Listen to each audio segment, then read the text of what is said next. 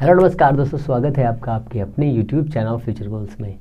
आज हम लोग डिस्कस करेंगे ऑसिलेशंस के जो बेहतरीन टॉपिक है उसका मतलब एक धमाकेदार टॉपिक है जिसे कहते हैं फेज़र डायग्राम। तो फेज़र डायग्राम कैसे होने वाला है, कैसे बनेगा ये, कैसे इसको सॉल्व करेंगे और कैसे फेज़र डायग्राम बनाते हैं।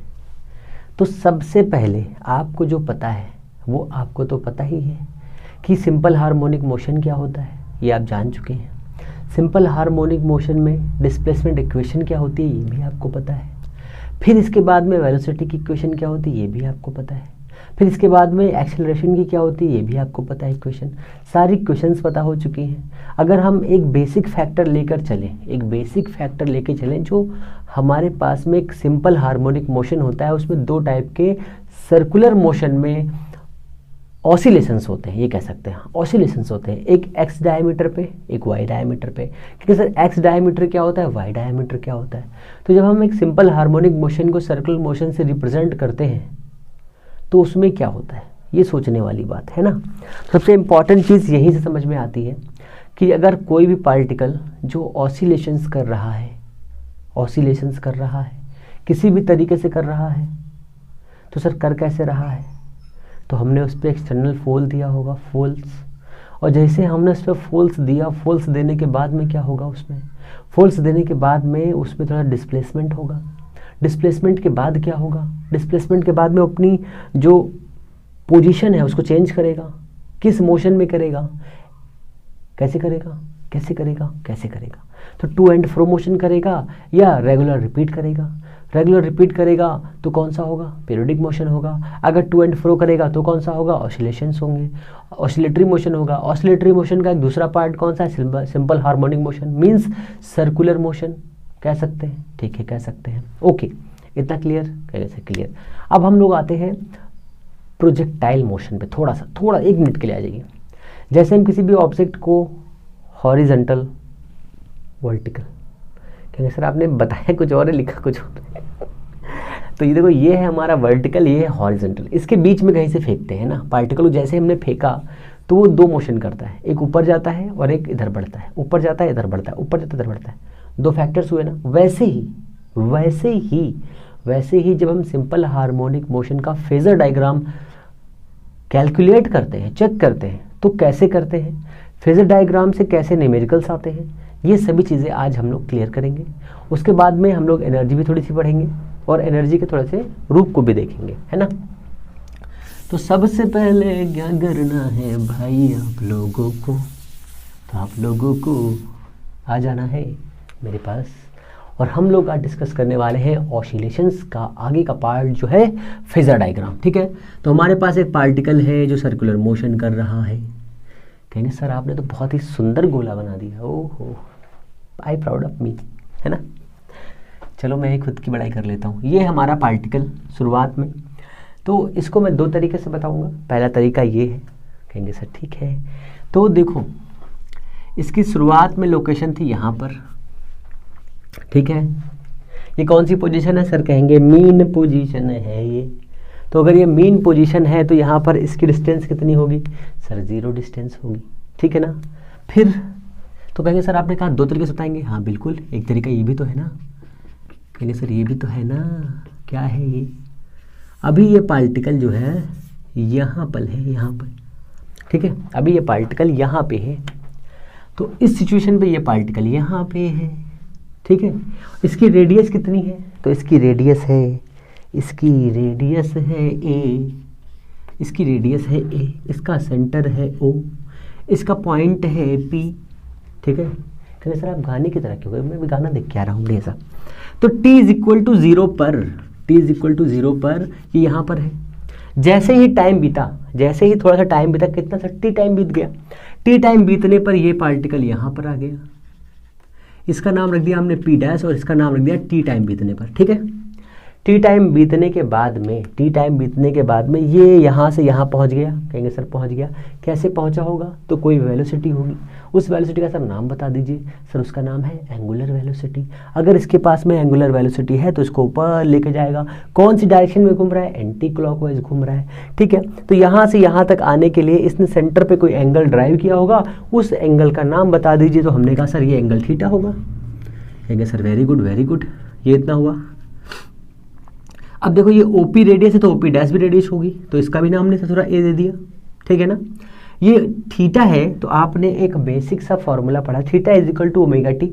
मुझे पता है कि आपको ये बात पता है तो मुझे बताने की जरूरत भी नहीं है। तो ये हो गया हमारा कितना? ओमेगा टी, ठीक है। अब देखो हमने ली टार्च ली हमने, और उस सिचुएशन को समझते रहो कि हमने ये वाला पॉइंट यहाँ से लिया था और ये वाला पॉइंट अब यहाँ पहुँच गया है, ठीक है। कितना टाइम बीता है? यहाँ पर t इज इक्वल टू 0 था, यहाँ पे t is equal t time हो गया, t is equal to t time हो गया, ठीक है। और एंगल कितना हो गया है? हाँ, एंगल कितना हो गया है?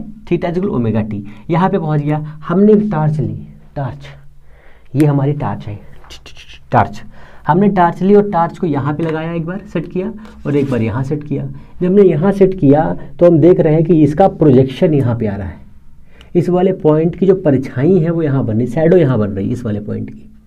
हमने कहा वेरी गुड, ये तो कुछ नया दिख रहा है, ये यहाँ पे दिख रहा है, ठीक है।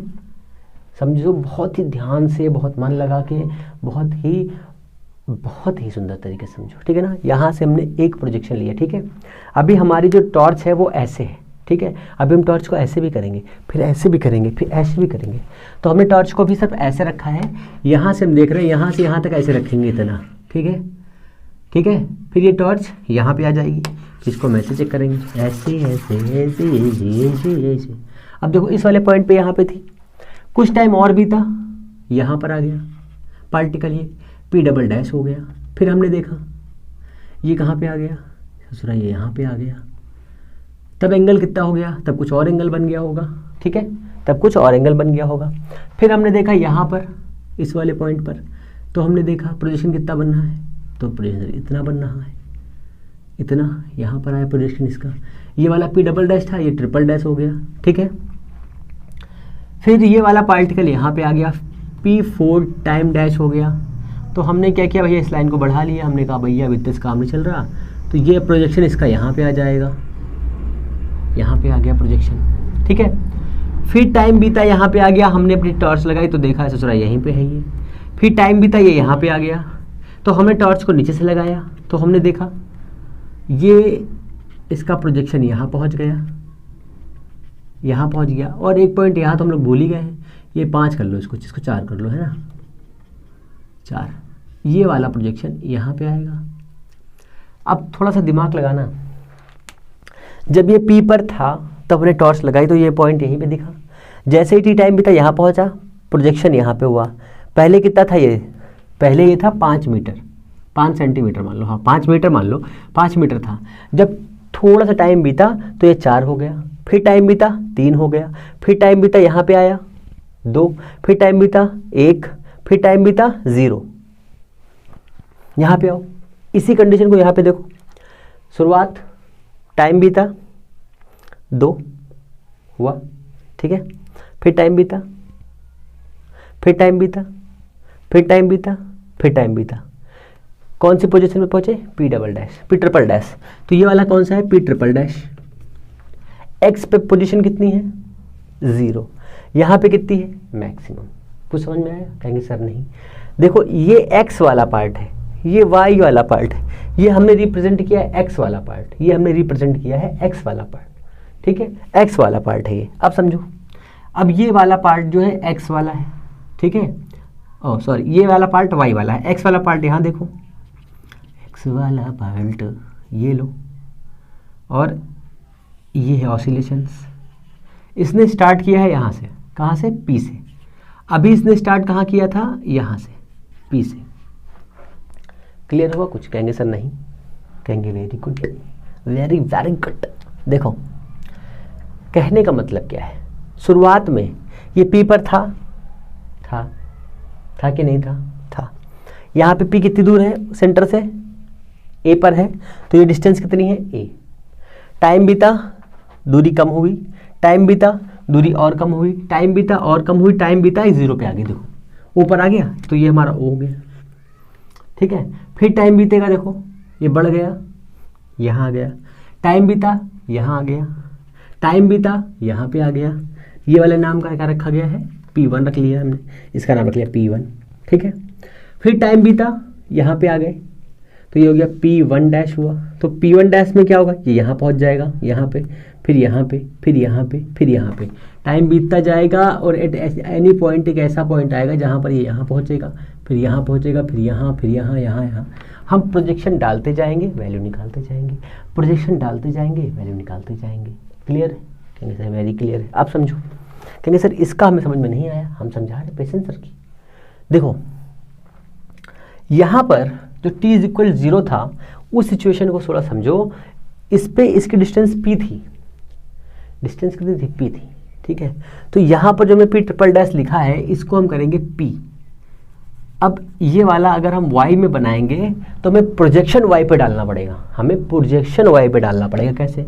अब देखो, अगर हम टॉर्च को यहाँ पे सेट करेंगे अपनी, अगर हम टॉर्च को यहाँ सेट करेंगे, ये हमारी टॉर्च है, अगर टॉर्च को हम यहाँ सेट करेंगे तो इसका प्रोजेक्शन यहाँ पे आएगा, यहाँ पर आ गया है, इस वाले पॉइंट पे यहाँ पे आ गया है, इस वाले पॉइंट पे। अब देखो ये वाले पॉइंट पर P ट्रिपल डैश पर ये मैक्सिमम डिस्प्लेसमेंट तय कर रहा है, किस पे, y पे। मैक्सिमम तय कर रहा है किस पे, y पे। तो ये देखो P ट्रिपल डैश पर y पे मैक्सिमम है कि नहीं है। तो ये देखो ये x पर है, ये y पर है, दोनों डिफरेंस अलग अलग है, दोनों की इक्वेशंस भी अलग अलग होंगी। पहली इक्वेशन कौन सी होगी, ये x वाली इक्वेशन है, तो x वाली इक्वेशन x वाले पार्ट को बनाएगी, y वाली इक्वेशन y वाले पार्ट को बनाएगी। अब समझो डिस्प्लेसमेंट कैसी क्वांटिटी है, सरफेक्टर क्वांटिटी है। अगर ये हमारी डिस्प्लेसमेंट है किसी एंगल पर, मान लो ये इसके दो पार्ट है, ये और ये एंगल है थीटा, मतलब ओमेगा टी एंगल है, और ये एक डिस्प्लेसमेंट है, ये वाली इधर की तरफ d। तो ये डिस्प्लेसमेंट इधर की तरफ है, तो ये डिस्प्लेसमेंट कितनी होगी, d कॉस ओमेगा टी होगी, और ये कितनी होगी, d साइन ओमेगा टी होगी कि नहीं होगी। कहेंगे सर बिल्कुल होगी। अब देखो कौन से कंपोनेंट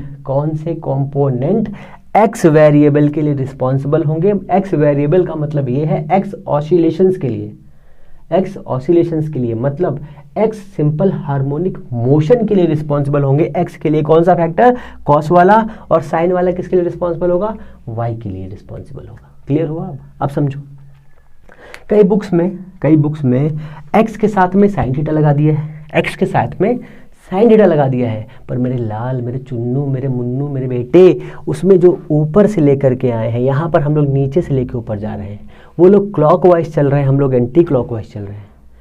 क्लियर हुआ? अब मैं बताता हूँ, देखो यहाँ पे, कहाँ बताऊँ, मैं यहाँ बताऊँ, चलो ठीक है यहाँ बताता हूँ। देखो ये हमारा मोशन है, इसने कहा कि भैया इस t इक्वल जो यहाँ पे पार्टिकल था और क्लॉकवाइज चल के वो यहाँ पर आया, तो कहा ये एंगल कितना होगा, ओमेगा टी होगा। तो अगर ये एंगल ओमेगा टी है तो इधर कौन सा फैक्टर जाएगा, साइन फैक्टर जाएगा, और ऊपर कौन सा फैक्टर जाएगा, कॉस फैक्टर जाएगा। तो क्लियर हो गया, x is equal to sine theta, a sine theta, और y is equal to a cos theta. तो दोनों इक्वेशंस बन सकती हैं, तो इसके लिए आपको बिल्कुल परेशान नहीं होना है। मैं भी कंपेरिजन बताऊंगा, सब चीज़ें क्लियर हो जाएंगी। ठीक है ना, इतना क्लियर है। चलो आगे चलते हैं।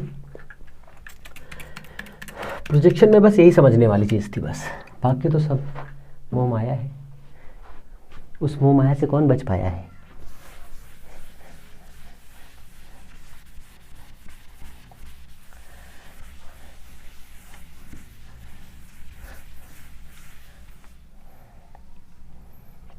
ग्रेट।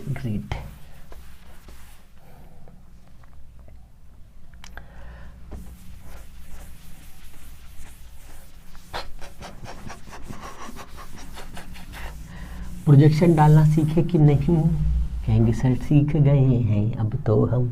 तो देखो इधर ए है हमारा, ये इतना ए है, तो इस साइड में x की वैल्यू के लिए कौन सा रिस्पॉन्सिबल फैक्टर होगा, तो होगा कौन सा, x is equal to a cos omega t, a cos omega t. इधर y के लिए रिस्पॉन्सिबल कौन होगा, इधर y के लिए रिस्पॉन्सिबल होगा y is equal to a sine omega t. ठीक है, इतना क्लियर हो जाए तो हम लोग आगे चलें। इतना ठीक है? ओके, अब समझो सर, यहाँ पे आप फेज ही बता दीजिए हमको। जब फेजर डायग्राम हम लोग पढ़ रहे हैं तो फेज तो सर आपने बताया ही नहीं, तो बिल्कुल बता देते, इसमें कौन सी बड़ी बात है। It's a very simple sir. देखो हमारे पास में ये एक सिंपल हार्मोनिक मोशन करता हुआ क्या है, ये यूनिफॉर्म सर्कुलर मोशन है, ठीक है। एक पॉइंट है ये वाला, इस वाले पॉइंट पे t इज इक्वल टू है 0, ठीक है, t इज इक्वल टू है 0 और T1 इज इक्वल टू है T1 इज इक्वल टू है T। तो यहाँ से कितना एंगल चल चुका है ओमेगा टी। ओके, इस वाले पॉइंट पर आ जाओ, यहाँ पर है T2 is equal to 2T not T, ठीक है। तो कितना एंगल इनिशियल पॉइंट से चलेगा, कितना एंगल यहाँ से चलेगा, सोचिए। तो हमने कहा सर यहाँ से इस वाले पॉइंट पे चलने के लिए 2T लिया, तो यहाँ से यहाँ तक चलेगा T चलेगा, तो ये एंगल कितना हो जाएगा ओमेगा टी। कहेंगे सर ये क्या है, यही तो खेल है।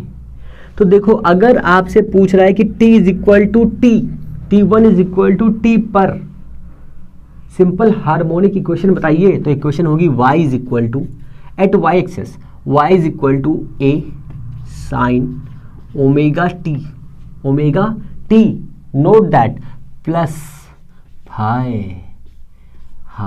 ये फाई हमारा है ये, ठीक है। अगर ये पूछता y is equal to t is equal to 0, तो ये हमारी क्वेश्चन होती a साइन ओमेगा टी।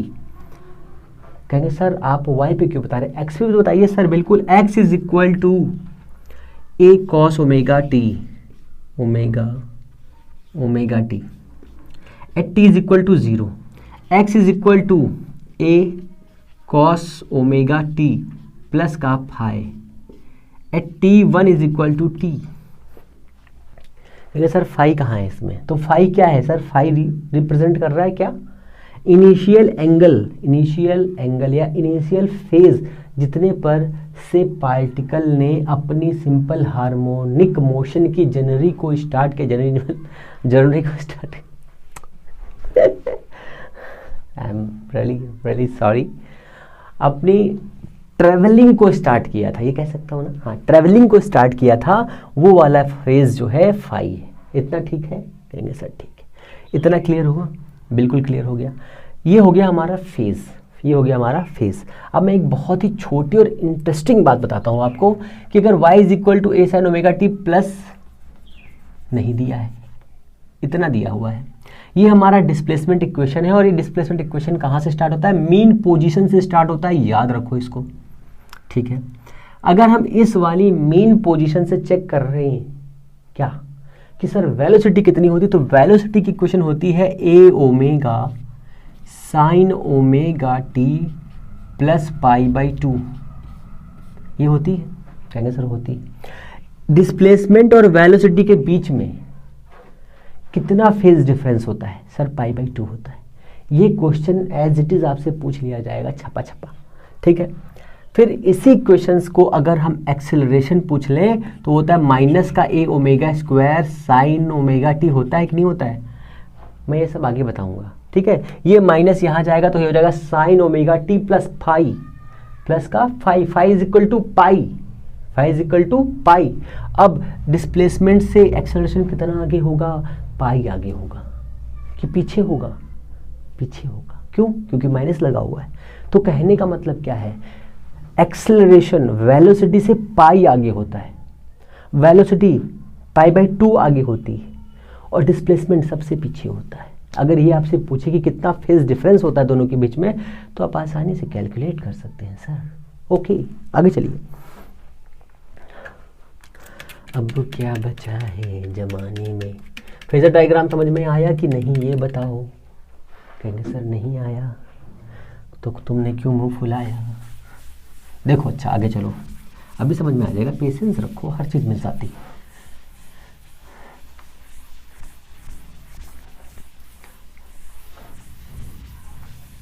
इस दुनिया में जिसने पेशेंस रखा है उसने इस दुनिया को जीता है।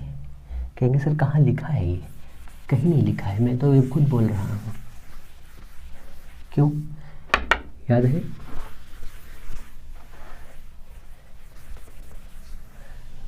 अब देखो क्या करना है। अच्छा जी, मैं हारी, चलो मान जाओ ना। चलो ठीक है, इतना ठीक है, आगे चलो। आपने फेजर डायग्राम बनाया, ठीक है, बना लिया, ओके, कोई दिक्कत नहीं है।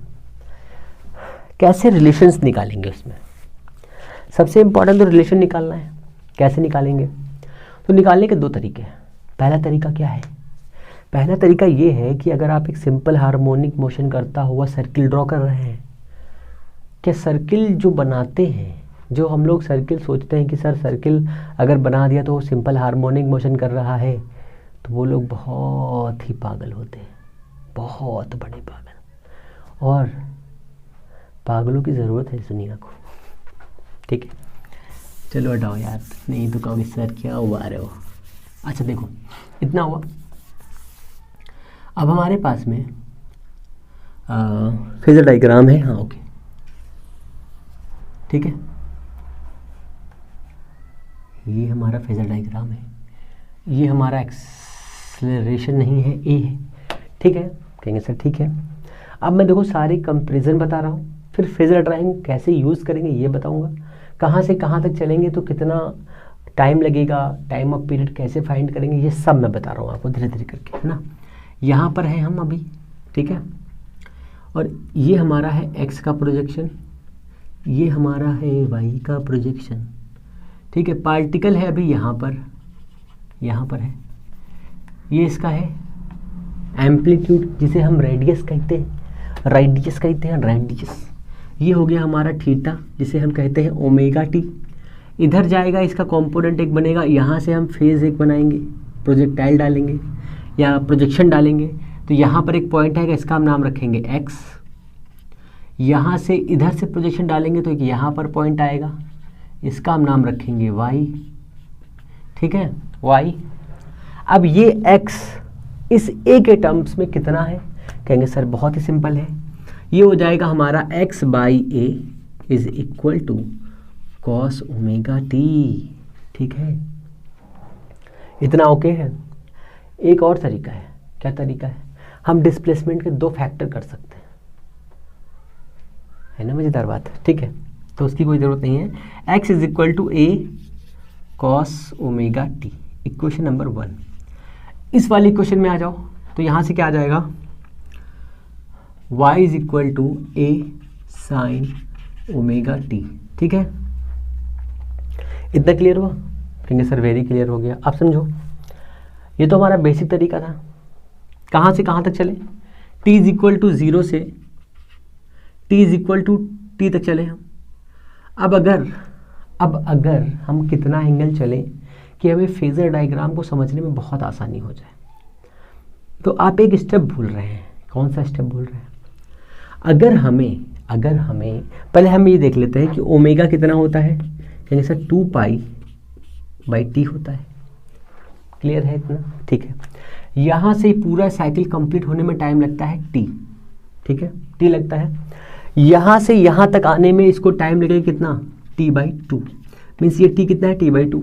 यहाँ से यहाँ तक आने में टी कितना लगेगा? 3t by two, 3t by 4। और यहाँ पे कितना लगेगा? t is equal to t by 4 लगेगा। क्लियर? ठीक है। तो ये ओमेगा इतना है, हम इस इक्वेशन में रख रहे हैं। तो x is equal to a cos 2 pi by t into t, ये क्वेश्चन हो गई। y is equal to a sign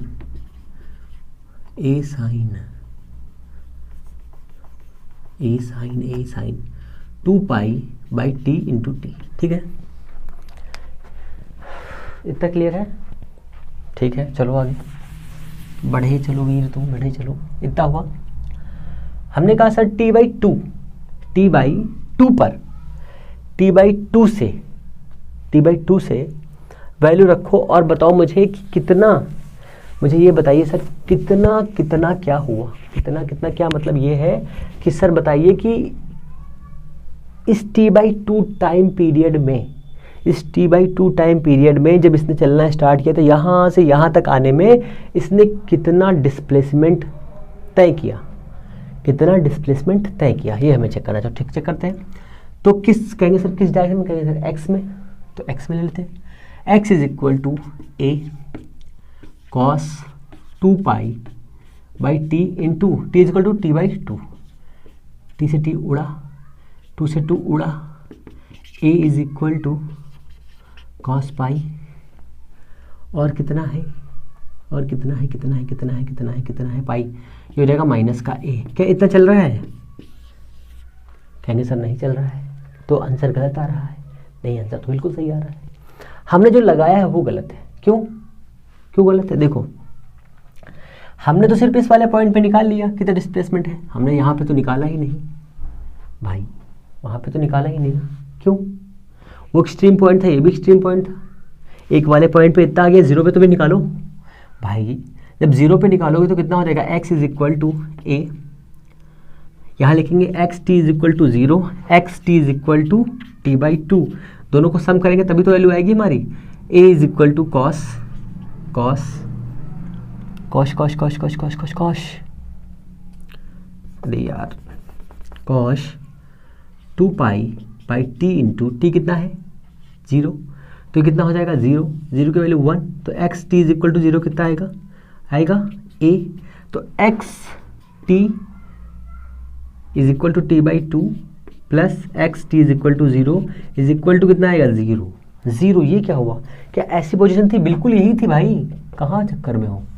एक पार्टिकल यहाँ से चलना स्टार्ट कर रहा था, यहाँ से चलना स्टार्ट किया इसने, यहाँ से यहाँ तक गया, ठीक है, एक्सट्रीम से था ना, यहाँ से यहाँ तक गया, फिर यहाँ से यहाँ तक आया। बताओ कैसे कुछ दूरी तय की होगी? बिल्कुल तय करी। कितनी तय करी सोचो? इतना x था प्लस का, इतना x माइनस का x है, दोनों सम को कितना आएगा? 0। ओके, आया कुछ समझ में कि कंफ्यूजन है? ठीक है ना। अब इसी को समझो, एट वाई डायरेक्शन पे कितना हो जाएगा? एट वाई डायरेक्शन पे कितना हो जाएगा? अगर हम यहाँ पर ये वैल्यू रखेंगे 0 तो ये आएगा पूरा 0, ठीक है, पहली कंडीशन। और जब रखेंगे t बाई 2 तो ये 2 से 2 उड़ेगा, t से t उड़ेगा, साइन पाई कितना होता है?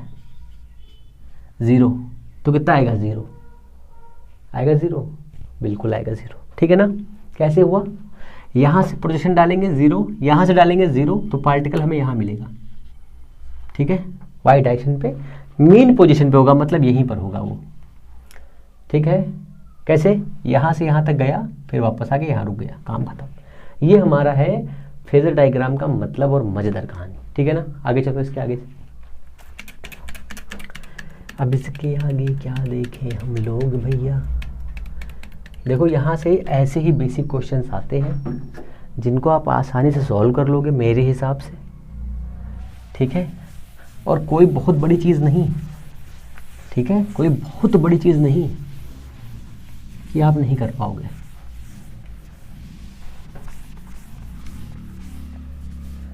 बहुत ही सिंपल है ये सब, थोड़ा दिमाग लगाओगे सब दिमाग में सेट हो जाएगा।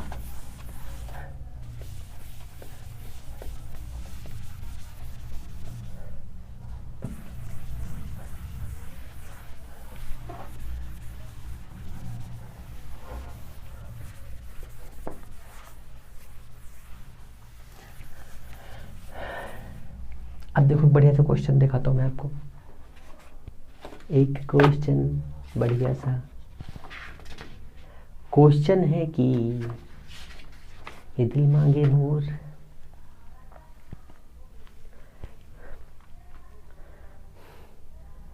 हाँ, y इज इक्वल +1 से, ठीक है, इक्वेशन दी है कि कोई पार्टिकल सर्कुलर मोशन कर रहा है जिसमें y की 2 पोजीशन दी हुई हैं। पहली पोजीशन है x इज इक्वल टू कितनी? प्लस का a। दूसरी पोजीशन दी है x is equal to √3/2a, ठीक है। तो y की 2 पोजीशंस दी हुई हैं। पहली पोजीशन क्या है? y is equal to plus का a। पहली position t is equal to 0 पे दिया हुआ है ये, ठीक है, t इज इक्वल टू 0 पे दिया हुआ है, ओके। फिर प्लस का a, प्लस का मतलब a दिया हुआ है। फिर y t is equal to,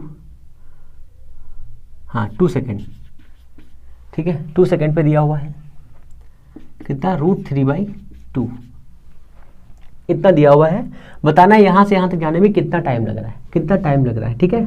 कितना टाइम लग रहा है, और अगर एक ऑसिलेशन कंप्लीट करने में, एक सिंपल हार्मोनिक मोशन कंप्लीट करने के लिए जो टाइम लग रहा है वो टी है, ठीक है ना। कहेंगे वेरी सिंपल। तो हम दो इक्वेशंस लगा सकते हैं। y दिया है तो y is equal to a sine omega T plus का फाई। कहने सर फाई क्यों ले रहे हैं, हमें नहीं पता है कि कहाँ से स्टार्ट हो रहा है, कितना क्या हो रहा है, हमें पता नहीं है कुछ, तो हम ये वैल्यू रखेंगे यहाँ पे, ठीक है ना। जब हमें कुछ गिवन नहीं होगा कि फेज डिफरेंस है कि नहीं है तो हम फेज डिफरेंस रखेंगे। तो यहाँ पे y कितना दिया है, y दिया है हमारा a sine omega T, T कितना है 0 प्लस का फाई, ठीक है।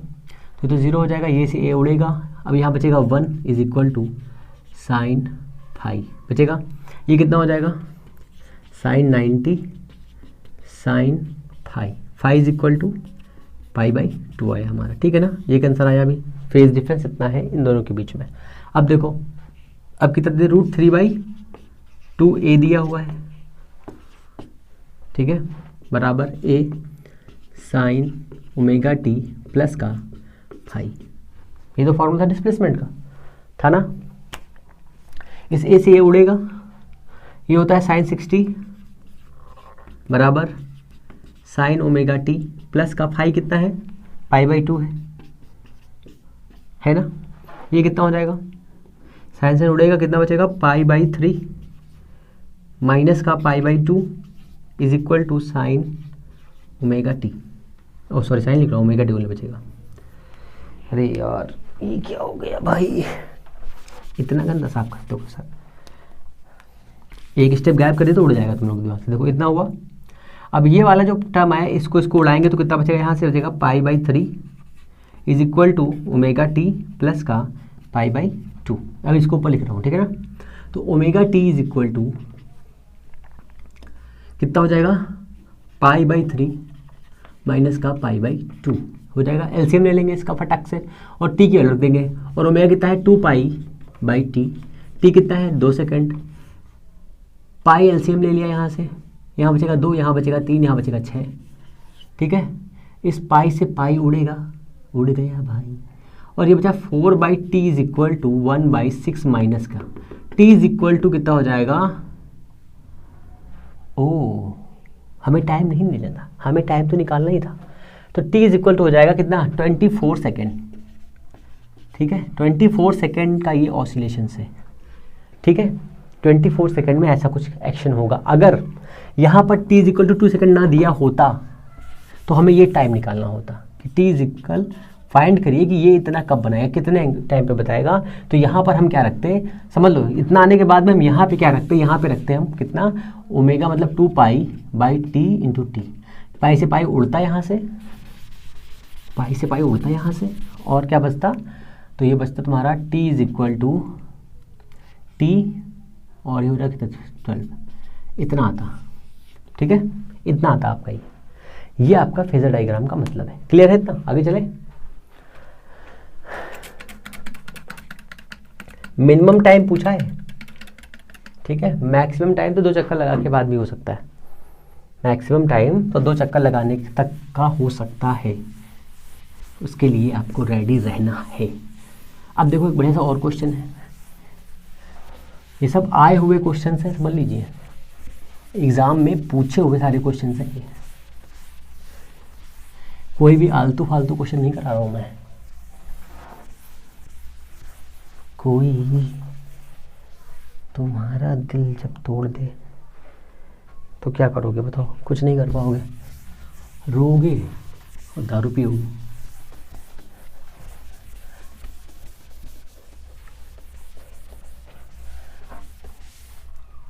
Okay okay okay okay okay okay okay, अच्छा आप समझो।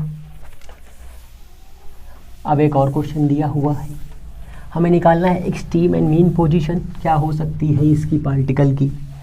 तो हमारे पास क्वेश्चन ये है, इक्वेशन दी है, पूछा है बताइए y is equal to 3 + 4 sine omega t, इतना दिया हुआ है।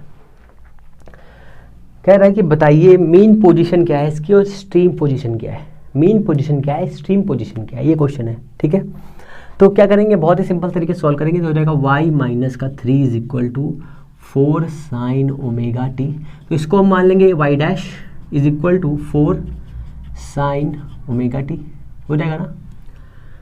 ओके, एम्पलीट्यूड कितना आएगा यहाँ से, तो y डैश हो जाएगा कितना, प्लस माइनस का 4 हो जाएगा, ठीक है, इतना क्लियर है।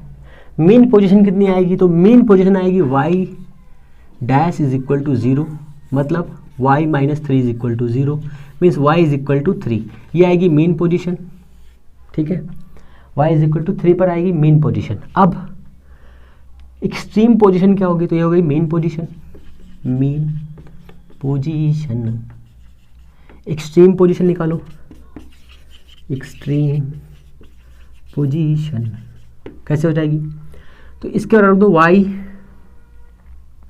कहाँ गया हमारा question, y minus 3 is equal to plus minus 4, पहले प्लस ले लो तो y इज इक्वल टू हो जाएगा 7, ये पहली स्ट्रीम हो जाएगी, माइनस ले लो y is equal to 4 minus का 4 प्लस का 3 कितना आएगा, माइनस का 1, ये दूसरी स्ट्रीम हो जाएगी। अब समझो कहाँ पर पार्टिकल है, तो हमने कहा बिल्कुल पार्टिकल कहीं पर होगा ही, कहीं पर तो होगा ना, कहीं पर तो होगा, तो हमने कहा ठीक है भाई बना दो पार्टिकल कहाँ पर है, तो हमने कहा सर ऐसे बना दें, हमने कहा बिल्कुल बना देंगे, पर ऐसे बनाने से काम चलेगा नहीं, क्योंकि देखो एक्सट्रीम 7 पर है, एक 7 पर है और दूसरा एक्सट्रीम कहाँ पर है, -1 पे। तो हमने कहा सर हमने तो ये पढ़ा है कि इस वाले पॉइंट पर 0 होता है, तो यहाँ पर -1 होगा, ठीक है, यहाँ पर -1 होगा, तो ये एक्सट्रीम पॉइंट है पहला वाला। दूसरा वाला एक्सट्रीम कहाँ है, यहाँ पर है 7 पर। इस -1 और 7 का जो एक्सट्रीम जो मीन पॉइंट है वो कहाँ पर है, यहाँ पर 4 के पास में, 4 के पास में ना, 3 के पास में, सॉरी 3 के पास में, ये वाला है 3 के पास में। तो ये वाला कुछ ऑसिलेशन यहाँ से कुछ ऐसे होगा, तो ये यहाँ से ऐसे जाएगा, यहाँ से ऐसे आएगा, यहाँ से जाएगा, ऐसे जाएगा, क्लियर है इतना। तो मतलब 2 टाइप के इसमें ऑसिलेशंस होंगे,